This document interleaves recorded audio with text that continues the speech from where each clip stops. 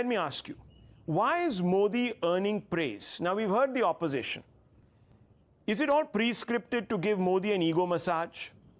And if so, why didn't world leaders give such an ego massage to other Indian prime ministers, especially when India has been incredible for a while now?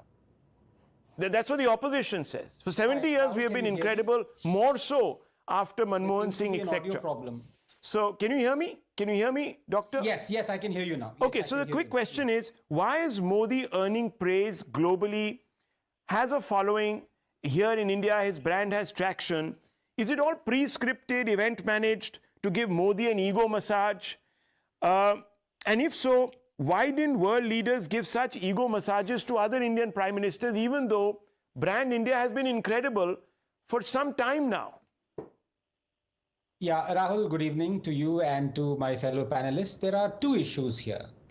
The first one is undoubtedly Modi is one of the strongest and most powerful leaders in India and abroad. And as Judah has said, that as well as hatred. I mean, if you are powerful, you are hated. I mean, as you know, New York Times and Washington Post don't go after the president of Papua New Guinea, do they? But they've been relentlessly after Narendra Modi. So that's that. Now, and by the way, I think you asked for who's number 2 in TMC. It's definitely after Mamta Dei. But if I say it is Rijuda, then he'll be removed. So I will not say it is Rijuda. But, you know, we can tackle this complex question that you've asked in two ways. One, we can be cynical about it, and we can be philosophical about it. So let me just put my facts on the table. If we are to be cynical, Rahul, then there are 3 or 4 points. Number one, India is now quickly getting immensely powerful and strong and with a huge financial purse to spend.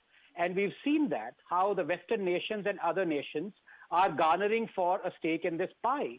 You saw recently when India bought those tens of hundreds of planes, how the president and prime ministers of the countries that were involved in selling those planes tweeted almost immediately their vociferous praise towards India and Narendra Modi. So obviously business interests are paramount for these nations.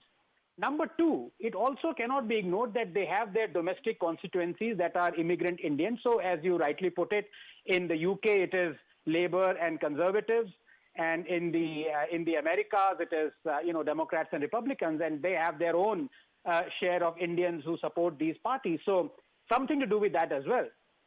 And thirdly, I think that is very important, and a foreign policy expert would possibly tell you that they are clearly using India as a counter to China. Now, how have we fared is my worry, because China, that clearly destroyed the world in the last 3 years, responsible for COVID, destroyed the economy, and much worse. We should have actually replaced China, like government organizations in India had predicted, that 87% of what we source from China can be sourced from a third country cheaper. There should have been a white paper as to how many companies we have wrested from China and brought to India.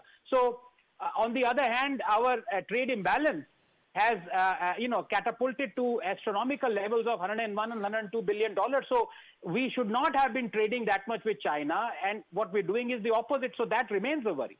Now, let me come to the philosophical part, because enough of cynicism. You know, when Modi talks about Vishwaguru, India being a Vishwaguru, just 30 seconds, what does he mean by this? Personally, I believe that he truly imbibes and wants to popularize this phrase that he uses very often, which is Vasudhaiva Kutumbakam, which is also the motto of G20. Now, I haven't personally known of a phrase that is so scientifically accurate, that talks about the world being a family and the world prospering only because the world being a family. Now let us look at India. Despite of what, all the acquisitions that come, from Washington Post and all these fancy media organizations, India is one of the most friendly countries, 34th most friendly country in the world. Our refugee policy has been hailed by none other than UNHCR. We trade with 194 countries around the world. We trade worth $1.4 trillion. We are a signatory to the Paris climate deal, even though many Western nations balked away from it. But we, much to our own discomfort, have decided that no, India must put its foot forward so that the world